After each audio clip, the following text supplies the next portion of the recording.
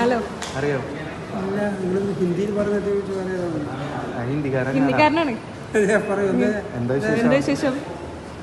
ഇതെന്താന്ന് മനസ്സിലായോ? ഇത് കേക്കല്ലേ? എന്തിനാണ് കേക്ക്? ആള് മാറിയിട്ടല്ലോ. ഇന്ന് ഇത് വെഡിങ് ആനിവേഴ്സറി വിഷയത്തില്ല അല്ലേ?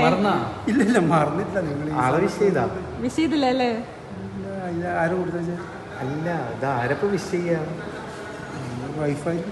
അല്ല, ആരെ വിഷ് ചെയ്യണ്ടേ? വൈഫിനെ വിഷ് ചെയ്തില്ല? വിഷ് ചെയ്യാറില്ല. വിഷ് ചെയ്യാറുണ്ടോ? ഞാൻ വിളിച്ചല്ലേ.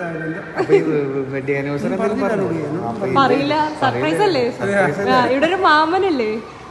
മാമനുണ്ടാ? അവിടെ അവരും എല്ലാരും കൂടിട്ട് മീൻസ് അവരാണ് പറഞ്ഞേ. പക്ഷെ വൈഫ് ഏൽപ്പിച്ച. വൈഫിന്റെ അങ്ങനെ വീഡിയോസ് ഒക്കെ കാണാറുണ്ട്. അങ്ങനെ ഏൽപ്പിച്ചാണ് ചേട്ടന് തരാൻ വേണ്ടിട്ട്. Happy wedding. അപ്പൊ അതില് മാമനൊക്കെ ഉണ്ട് കേട്ടോ. എന്നിട്ട് പറയാനുള്ള വൈഫിനോട് വിചാരിച്ചില്ലേ? എന്താ വെറുതെ ആയിരുന്നു. ഞാൻ നിങ്ങൾ 3 മണിക്കൊരു മെസ്സേജ് ഉണ്ടായിരുന്നു. എല്ലാം മൈൻഡാക്കിയില്ല. അറിയാത്ത നമ്പറായതുകൊണ്ട് നാട്ടിലെ നമ്പറിൽ ട്രാഫിക് ഉള്ള കാരണം കൊണ്ട് ഞാൻ അവിടെ താമസം. ബുദ്ധിമുട്ടായ അപ്പൊ കണ്ടതിൽ സന്തോഷം.